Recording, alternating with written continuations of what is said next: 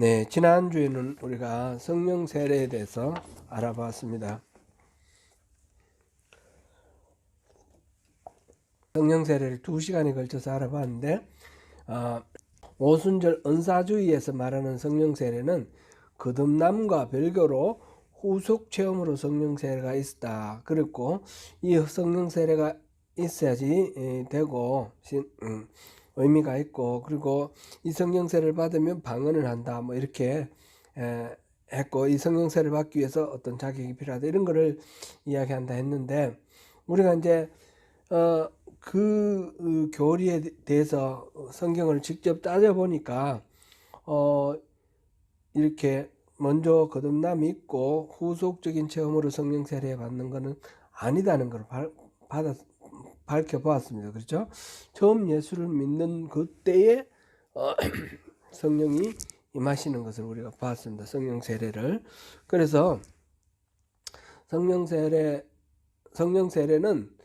결론적으로 우리가 말을 정의를 하기를, 예수를 성령께서 우리에게 새로운 영적 삶을 주시고, 거듭남이죠. 거듭남, 중생. 그리고 우리를 깨끗하게 하시고, 죄에 대한 애착과 죄의 권세를 깨뜨리시고, 이거는 성화의 문제죠. 그 다음에 신앙생활에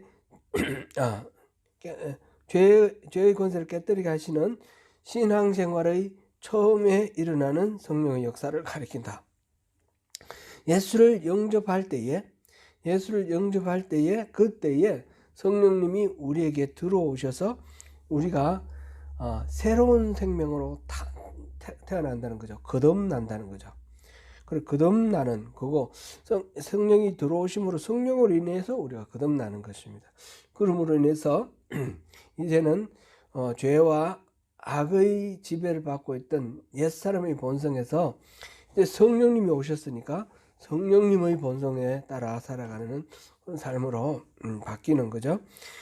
그래서 성령 세례라는 것은 처음 예수를 믿는 믿음의 단계에서 있다.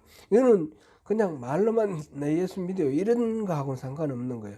진정으로 예수를 우리의 구주로 받아들이는 것, 그것을 말하는 겁니다. 그렇다면 우리는 어떻습니까? 우리 다 예수 믿습니까? 진정으로 예수를 구주로 받아들였습니까? 아멘? 아니요 하시는 분은 없으시겠죠? 예. 그러면 성령 세례 우린 다 받았습니다, 이미. 그죠? 성령 세례 받아서 우리 안에 성령님이 계십니다. 그러면 더 이상 성령님의 어떤 역할은 필요 없는 겁니까? 그게 아니라는 거죠. 실질적으로 우리가 주변에서 보면 분명히 예수 믿고 거듭난 사람이 성령 세례를 받고 난 뒤에 나중에 또 성령의 일하심을 경험하는 그런 일들을 많이 보고요. 세계적인 어떤 교회사에서도 성령님이 강력하게 임하셔서 부흥의 역사가 일어나잖아요. 부흥의 역사가 일어나는 것은 성령이 처음 임하는 게 아니에요. 그죠? 분명히 평양 대부흥 같은 경우도 그렇고, 웨일즈 부흥도 그렇고, 모든 게 예수 믿고 영접하고 그들 안에 예수가, 성령님이 있는 사람들에게 또 성령이 강력하게 임하시는 그런 후속적인 성령의 역사이거든요. 이거는 그러면 어떻게 이해를 해야 됩니까? 이거를 함께 오늘 살펴보도록 하겠습니다. 그러니까 처음 예수를 믿을 때에 성령님이 우리 안에 오시는 것하고, 또 후속적으로 성령님이 강력하게 우리에게 뭔가 일을 하시는 것, 이것을 우리가 둘이 다른 그런 역사가 있다라는 것을 우리가 알아보겠습니다. 먼저 오늘 우리 본문으로 한 갈라디아서 3장 1절부터 5절까지 보면 성령의 역사가 두 가지가 있다는 걸 보여줍니다. 첫째, 2절에 보면 내가 너희에게서 다만 이것을 알려 하노니 너희가 성령을 받은 것이 율법의 행위로냐 혹은 듣고 믿음으로냐. 이 사람들은 성령을 받았습니까? 안 받았습니까? 받았습니다. 그죠? 언제요? 과거에. 그러니까 성령을 받은 것은, 이 말은 시제가 단순 과거형으로 되어 있고 어느 한 시점에 성령을 받았다는 거죠.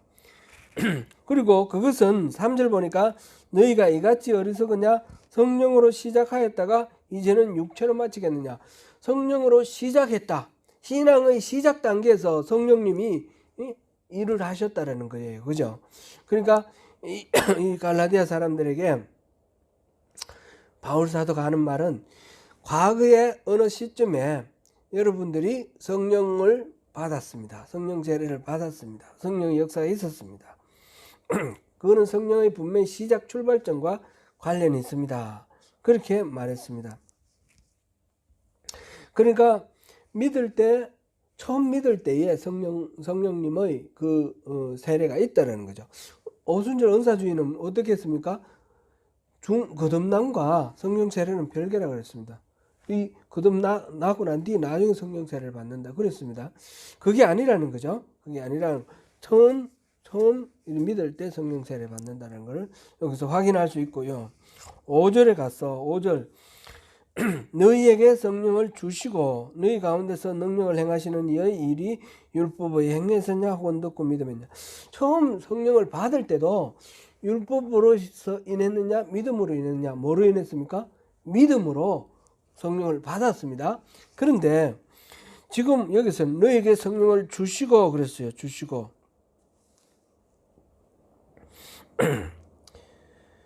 이거는 시제가 언제 뭔 것 같습니까? 현재 시제죠. 현재 시제.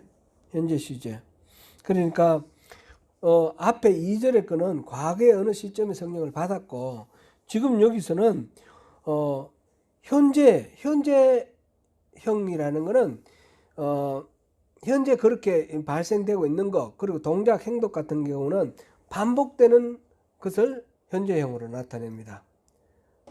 나는 아침에 7시에 일어난다. 그러면 우리 현재형으로, 그죠? I get up at 7 o'clock in the morning. 맞습니까? 이렇게 뭐라 그랬죠 제가? get up. get up. 여기 현재형으로 쓰잖아요. 현재형.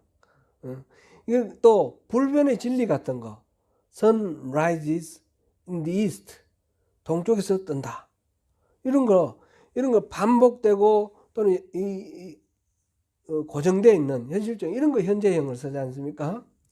그러니까 여기서 너희에게 성령을 주시고 이 말은 성령을 과거에 한 번 주신 게 아니라 지금 계속 주신다는 거예요. 계속 반복적으로 계속 성령을 주시는데 계속 주시고 너희 가운데 능력을 행하시는 이 하나님인데 이 하나님의 일이 율법의 행위에서냐 믿음으로냐.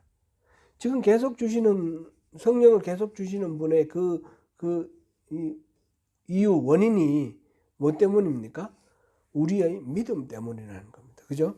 여기서는 처음 받을 때도 믿음, 계속 성령 받는 것도 믿음으로 인해서 우리가 받는다 그런 말이고, 그리고 우리 과거에 예수를 믿을 때에 성령을 받았고 지금 또 계속해서 성령을 받는다라는 그런 얘기죠. 그래서 여기서 이제 분명히 처음 받을 때와 처음 믿을 때와 지금 후속적인 성령에 대해서 두 가지로 이렇게 나누어서 볼 수 있다는 걸 알 수가 있고, 이 두 가지 성령의 역사 이거에 대해서 우리가 몇 가지 중요한 점을 찾아보면, 첫째, 성령님께서 지속적으로 임하시는 것은 하나님께서 우리 가운데 능력으로 역사하시는, 하나님이 계속 능력으로 역사하시는 것과 연결이 되어 있다는 것을 알 수가 있고요. 그러므로 교회는 계속해서 성령의 임재와 강림을 기대를 하고 지속적으로 성령님이 오시기를 우리가 구하고 환영하고 그렇게 할 수 있다는 거예요. 해야 되고 그렇게 함으로써 성령을 경험할 수 있다. 그래서 이렇게 현재적으로 지속적으로 반복적으로 오시는 성령님에 대해서는 우리가 뭔가 이거를 깨달을 수가 있고 인식할 수 있는 그런 성령의 오심이 있다라는 거예요. 성령의 역사가 있다. 첫 번째하고 두 번째하고 구별되는 두 번째에 대한 이야기입니다. 그 다음에 이 두 번째 이 후속적인 역사는 한 번만이 아니고 반복되어 온다. 반복되어 있을 수도 있다는 거죠. 이게 만약 우리가 이 성령님이 계속해서 우리에게 뭔가 은혜를 끼치시고 우리를 이끌어 가시는데 우리가 순종하지 않으면 성령님은 서서히 소멸돼 가요. 처음에는 근심하다가 성령님이 우리 불순종 때문에 근심하시다가 서서히 소멸돼 가는. 소멸된다는 건 완전히 없어진다는 것보다 이제 우리에게 맡겨버리고 성령님이 영향력을 행사하지 않는다는 그런 의미입니다. 그런 식으로 되어갑니다. 그래서 후속적인 성령의 역사는 반복적으로 임하는 것이다. 그 다음에 이 둘 다 처음으로 예수를 믿어서 성령 세례를 받는 것과 두 번째 지속적으로 우리 삶 속에서 능력으로 역사하시는 하나님의 그 성령 임하심을 보는 것, 이 두 가지는 다 믿음으로 말미암는 거다라는 거죠. 그러니까 우리가 무슨 우리의 능력으로 되는 것이 아니라 하나님의 은혜로 되는 것이다. 믿음으로 되는 것이다. 라는 것을 우리가 기억해야 되겠습니다. 우리가 지금 갈라디아서 3장 1절부터 5절까지 읽었는데 13절, 14절을 한번 읽어보겠습니다. 같이 읽습니다. 시작. 그리스도께서 우리를 위하여 저주를 받은 바 되사 율법의 저주에서 우리를 속량하셨으니 기록된 바 나무에 달린 자마다 저주 아래에 있는 자라 하였음이라. 이는 그리스도 예수 안에서 아브라함의 복이 이방인에게 미치게 하고 또 우리로 하여금 믿음으로 말미암아 성령의 약속을 받게 하려 함이라. 예수님께서 저주를 받으시고 십자가에 달려 죽으신 이유가 뭔가?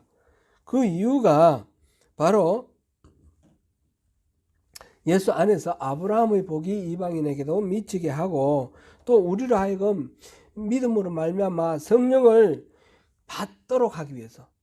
성령의 약속이라는 말은 약속하신 성령으로 그렇게 이해하면 되겠습니다. 약속된 성령. 그러니까 예수님이 십자가를 지신 이유는 그로 인해서 우리가 성령을 받게 하기 위함이라는 거죠. 단순화시키면. 그러니까 우리가 성령을 받는 것은 나의 어떤 공로가 아니라 예수님의 십자가 은혜로 우리가 받는다는 거죠. 우리 성령 받는 것은 예수님의 십자가 은혜다. 그거를 우리가 이제 기억해야 되겠습니다. 지금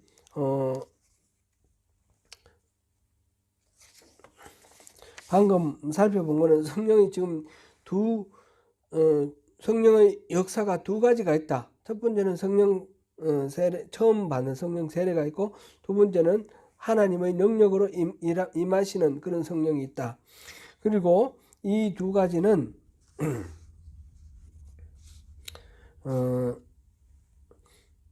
이 두 번째 이 후속적인 성령은 반복해서 한 번만이 아니라 반복해서 임한다. 그리고 이 두 성령의 이 역사는 다 믿음으로 말미암아 우리에게 주어진다. 이것을 우리 보았습니다. 또 하나 더 보겠습니다. 에베소서 1장 17절. 에베소서 1장 17절. 갈라디아서 바로 다음에 에베소죠. 에베소서 1장 17절 보겠습니다.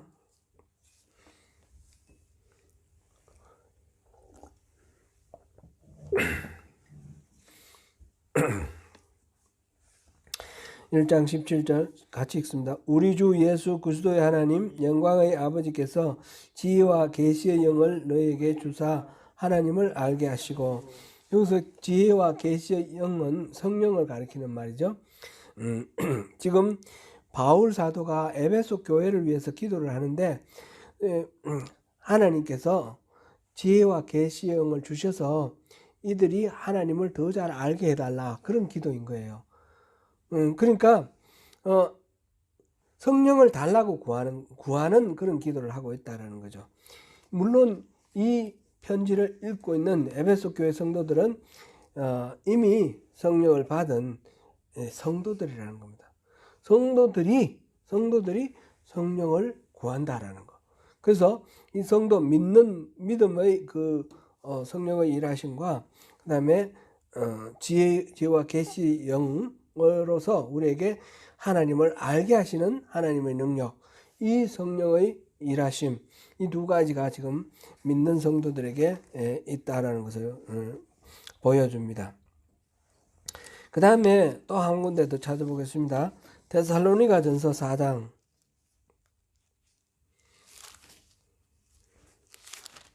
데살로니가전서 4장 7절 8절.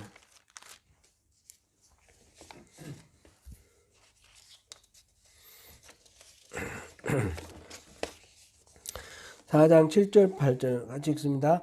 하나님이 우리를 부르심은 부정하게 하심이 아니요 거룩하게 하심이니 그러므로 저버리는 자는 사람을 저버림이 아니요 너희에게 그의 성령을 주신 하나님을 저버림이니라. 여기서 성령을 주신 하나님, 그랬으니까 과거에 주신 과거에 주신으로 우리가 이해가 됩니다. 그렇죠? 그런데 영어 NIV 성경 제가 읽어볼게요.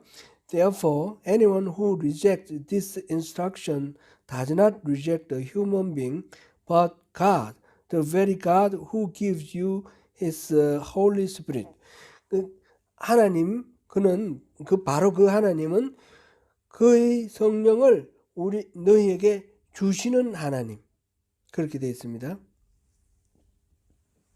그러니까 주신이라는 말은 주시는 현재형으로 해석해야 되겠고요.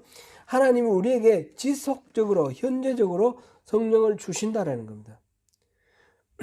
그럼 너희에게 주신다. 그런데 너희에게는 너희 안으로 그런 뜻입니다. into you 그런 뜻입니다. 그래서 갈라디아서 3장 5절에서 그랬듯이 이렇게 계속해서 지속적으로 성령을 주신다라는 걸 여기서 확인할 수 있습니다. 그리고 그 성령은 우리의 거룩한 삶과 연결이 되어 있다.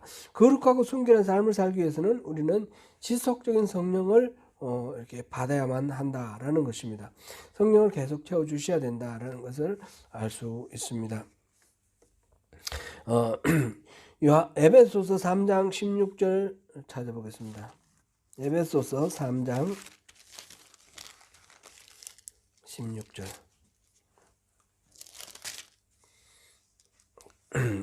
같이 읽어봅니다. 시작. 그의 영광의 풍성함을 따라 그의 성령으로 말미암아 너희 속사람을 능력으로 강건하게 하시오며. 이것도 이제 에베소 교회를 위해서 기도하는 내용인데, 성령을 통해서 놀라운 능력을 부어주시도록 지금 기도하고 있는 것입니다. 성령이 그런데 어느 정도의 성령이냐?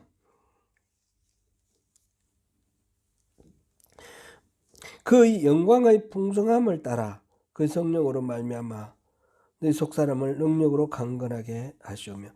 하나님이 우리에게 주시는 성령은 그 영광의 풍성함에 비례하는 그런 성령인 거예요. 그러니까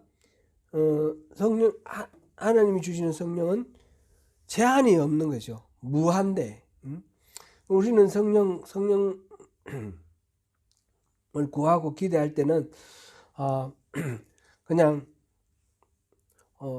퐁퐁 솟아오는 샘물처럼 그 정도만 돼도 좋겠다 싶은데, 그런 정도가 아니라 완전히 나이아가라 폭포처럼 그렇게 쏟아지는 성령으로 우리에게 임할 수도 있다는 겁니다. 그러니까 하나님이 주시는 것은 하나님의 영광의 풍성함, 하나님의 영광은 우리가 어떻게 말로 이루다 말 못할 정도로 어마어마한 그런 영광 아닙니까? 그러한 풍성함으로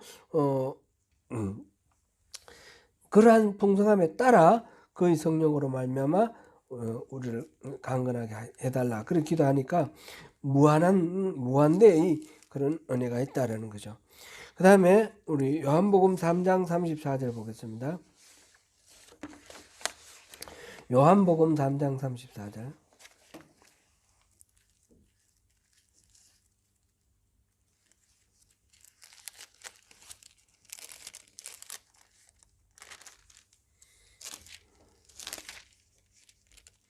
요한복음 3장 34절 같이 읽습니다.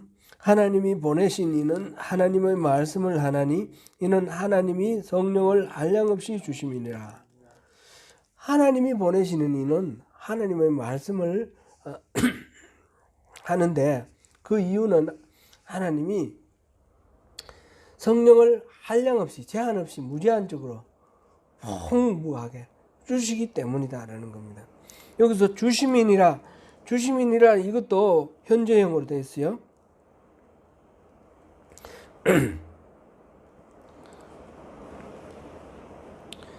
For the one whom God has sent speaks the word of God.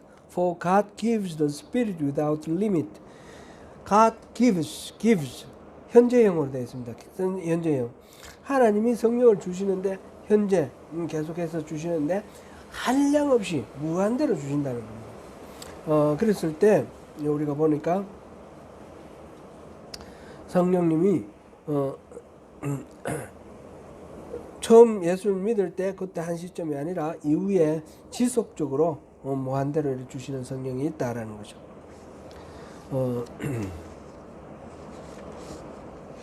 이 부분은 이렇게 무한대로 주시기 때문에 그래서 매번 순간순간 우리 살아가는 삶 속에서 성령의 인도하심으로 살아갈 수 있다는 겁니다. 예수님이 말씀하시기를 요한복음 5장 19절 제가 읽어드릴게요. 그러므로 예수께서 그들에게 이르시되 내가 진실로 너희에게 이르노니 아들이 아버지께서 하시는 일을 보지 않고는 아무것도 스스로 할 수 없나니 아버지께서 행하시는 그것을 아들도 그와 같이 행하느니라. 아버지께서 하시는 일을 보지 않고는 아무것도 하지 않았다. 그런데 어떻게 보느냐 이거죠. 이때 예수님은 하나님이시기 때문에 하나님의 능력으로 봤다는 뜻이 아니라 인간으로 오셨는데 인간의 육신을 입고 인간으로 살아가시는데 성령이 그것을 보게 해주신 거예요. 우리 또한 그렇게 하나님 일하심을 볼 수 있는 거죠. 요한복음 14장 10절도 그렇습니다. 내가 아버지 안에 거하고 아버지는 내 안에 계신 것을 내가 믿지 아니하느냐. 내가 너희에게 이르는 말은 스스로 하는 것이 아니라 아버지께서 내 안에 계셔서 그 일을 하시는 것이라. 예수님 안에 아버지가 계시다는 거예요. 아버지, 성부 하나님. 성부 하나님 어떻게 계십니까? 성령으로 와 계시는 거예요. 성령으로 와 계셔서 그래서 하는 말 모두 다 예수님께서 하시는 말 모두 다가 안에 와 계시는 성령님이 가르쳐 주시는 대로 지금 말하고 있다. 그런 이야기입니다. 이렇게 지금 우리가 여러 성경 구절을 찾아봤는데 오늘 본문을 기준으로 해서 나머지 또 추가로 또 찾아봤는데 처음 우리가 믿을 때 성령 세례 받는 거 지난 2주에 우리 걸쳐서 성령 세례 결론 낸 그 성령 세례 그거 하고 그 다음에 그것만으로 끝나는 게 아니라 후속적인 성령의 역사가 있다라는 거 우리가 이것을 확인했습니다. 이 후속적인 역사는 반복되어 지속적이고 반복적으로 일어날 수 있고 하나님의 그 능력을 나타내는 일과 연관이 되어 있다라는 것 이것을 우리가 생각해야 되고 이거는 어디까지나 믿음으로 우리에게 주시는 거다. 우리의 어떤 공로나 우리의 어떤 능력이나 우리에게 있는 것이 아니라 하나님께 있다라는 거 그런 걸 주도권이 하나님께 있다. 이거를 세 가지를 우리가 확인해 보았습니다.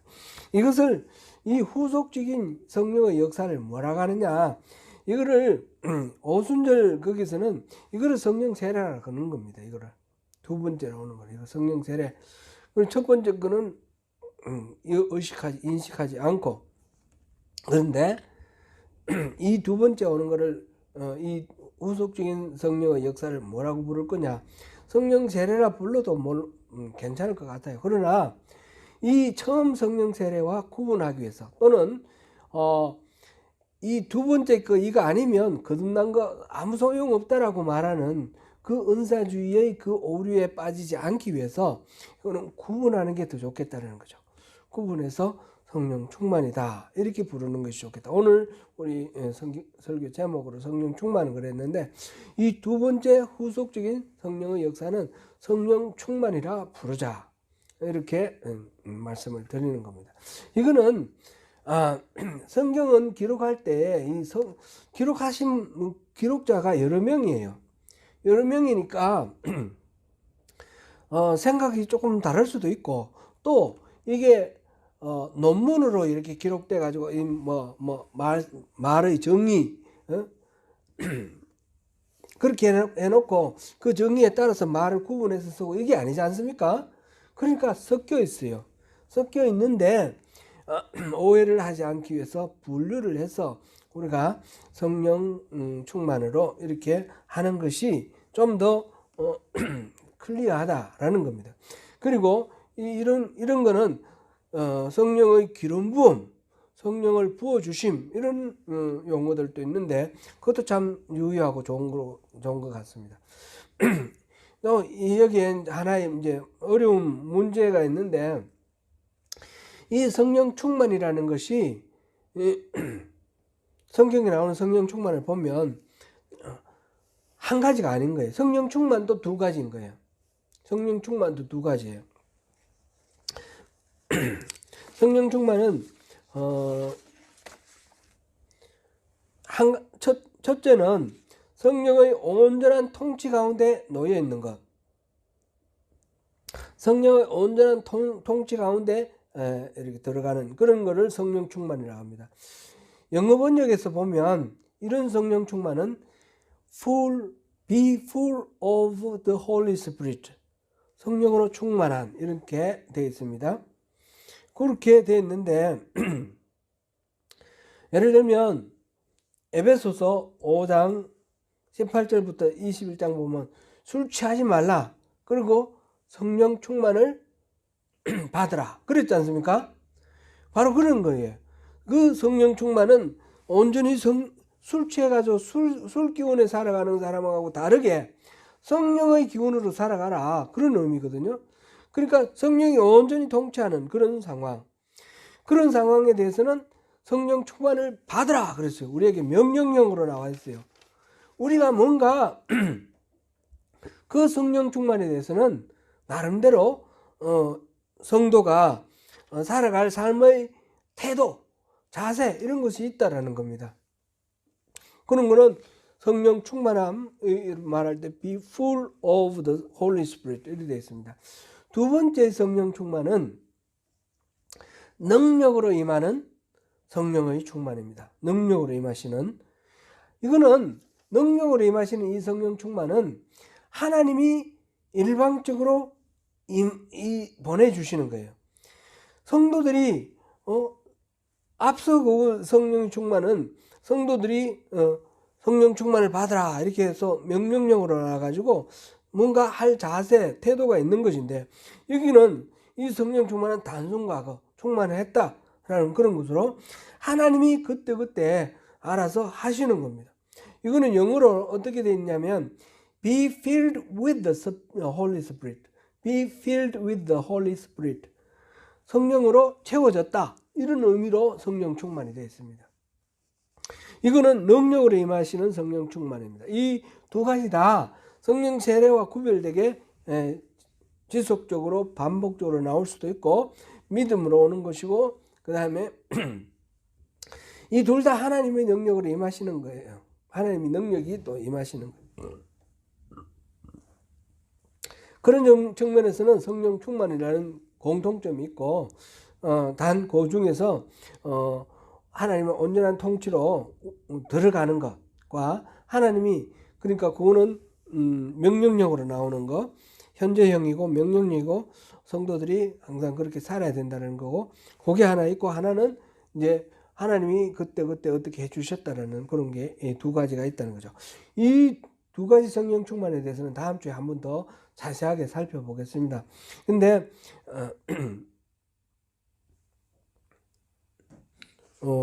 이 둘 다 우리가 사모해야 될 부분이에요. 둘 다. 앞에 거는 성령의 통치 아래 들어가면 우리가 결국 성령님이 일하시는 대로 계속해서 움직임으로써 성령의 열매를 맺어가는 거죠. 우리 성품이 변화돼서 예수님을 닮아가는 성령의 열매를 맺는 그런 경우고, 아래쪽에 거는 다음 것, 두 번째 거는 하나님의 능력이 우리 삶 가운데 여러 가지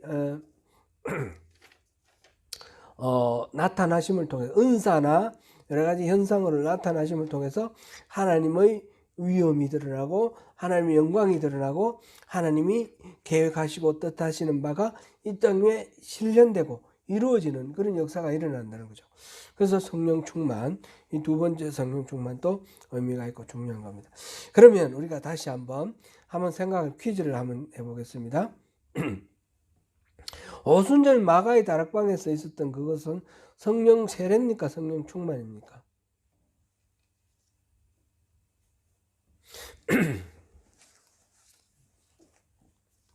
우리 사도행전 1장부터 한번 보겠습니다. 사도행전 1장. 사도행전 1장에서 누가가 이 성령 누가가 이 현상을 기록할 때 어떤 마음으로 기록했는가 하는 것이, 첫 번째 이제 1장 5절 보면 요한은 물로 세례를 베풀었으나 너희는 몇 날이 못되어 성령으로 세례를 받으리라 이랬습니다. 그러니까 이 누가가 볼 때 오순절 마가의 다락방에서 있었던 이 사건은 뭡니까? 성령 세례죠. 그죠? 그런데 또 보겠습니다.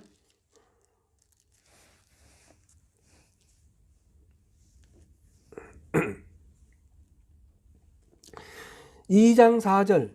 이제 오순절 마가의 다락방에서 성령이 임하셨어요. 임했을 때의 그 상황을 표현하는 말 속에 2장 4절. 그들이 다 성령의 충만함을 받고 성령이 말하게 하심을 따라 다른 언어들로 말하기를 시작하니라. 그러니까 이거는 성령 충만이죠. 성령 충만. 성령 세례와 성령 충만이 제가 이제 구분하기 위해서 분별을 했다고 그랬는데, 그렇다고 해서 완전히 별개로 따로 논다 이렇게 생각하면 안 된다는 거예요. 성령 세례가 임해질 때 충만할 수도 있는 거예요. 그럴 때에 성령 충만의 두 가지 경우 있었다고 그랬지 않습니까? 성령의 온전히 통치하심 안에 들어가는 것. 성령 세례 받는 순간 그럴 수도 있다는 거예요. 그리고 하나님의 능력이 나타나는 것. 이것도 성령 세례 받는데도 나타날 수 있다는 거죠. 다만 성령 충만은 계속해서 지속적으로 반복적으로 얼마든지 일어날 수 있는 일이고, 성령 세례는 처음 일어나는 그릇만 일컬어서 성령 세례를 하자라는 겁니다. 그러니까 이 성령 세례, 성령 충만은 그런 식으로 우리가 이해를 하고, 처음 예수를 믿을 때에 우리에게 들어오시는 성령님의 세례, 성령으로 우리 씻어주신, 그 다음에 우리를 계속해서 말씀대로 성령의 인도하심대로 살아가게 하는 그 모든 은혜는 성령 충만으로 그렇게 우리가 이해하면 되겠습니다. 그러니까 우리는 믿는 사람들이고 성령이 이미 우리 안에 계셔요. 우리 안에 계시는 우리로서는 어떻게 해야 됩니까? 성령 충만을 구해야 되겠죠. 매일매일 우리가 삶 속에서 우리의 의지대로 우리의 그 욕망대로 살아가는 것이 아니라 우리 안에 오신 성령님이 그냥 바닥에만 그냥 잘팍잘팍 밟히는 그런 정도가 아니라, 이 충만이라는 말의 이 이미지가 물이 잔에 차는 거 이런 거 아닙니까? 그죠? 그처럼 성령님이 우리를 온전히 덮어서 우리 모든 생각과 가치관과 판단과 행동, 모든 것들이 성령님의 그 영향력 아래 들어가서 성령님이 인도하시는 대로 살아가는 그런 성령 충만함. 그렇게 살아갈 때에 성령님께서 우리를 통해서 일하시고, 하나님이 아니면 할 수 없는 그런 일들이 우리 삶 속에 나타나는 그런 놀라운 역사가, 그 기적이 우리의 일상의 삶이 되는 성령 충만한 삶이 되지 않겠습니까? 바로 그거를 사모하고 구하는 가운데 그 성령으로 인해서 우리가 삶 속에서 일어나는 어려움을 극복할 뿐만 아니라 우리의 어떤 현대인의 그 모든 공허함, 허망함 이런 것들에서 상관없이 그것을 벗어나서 하나님이 부어주시는 평화와 기쁨과 풍족을 누리면서 그렇게 살아가는, 그래서 영원한 생명과 연결되는 이 땅에서부터의 천국을 누리는 하늘나라 백성으로서 그렇게 복된 삶을 살아가시는 저와 여러분 되시기를 축복합니다. 기도하겠습니다. 은혜로우신 하나님, 우리가 성령 충만하기를 원합니다. 우리 안에 성령으로 충만히 임하여 주셔서 우리 모든 삶의 현장 속에서 성령님께서 우리를 인도하시고 이끌어 주십시오. 성령님께서 일하셔서 하나님의 그 능력이 우리 삶 가운데 언제나 이렇게 목격되고 또 관찰되고 경험되는 그런 놀라운 은혜 충만한 그런 우리의 삶이 되기를 원합니다. 주님, 우리를 통해서 그렇게 일하시고 하나님 나라를 만들어 가시옵소서. 우리가 주님께 이렇게 우리 자신을 내어드립니다. 주님, 우리를 받으시옵소서. 우리 삶 속에 언제나 풍성하게 임하시는 주님의 은혜를 감사드리며 예수님 이름으로 기도드립니다. 아멘.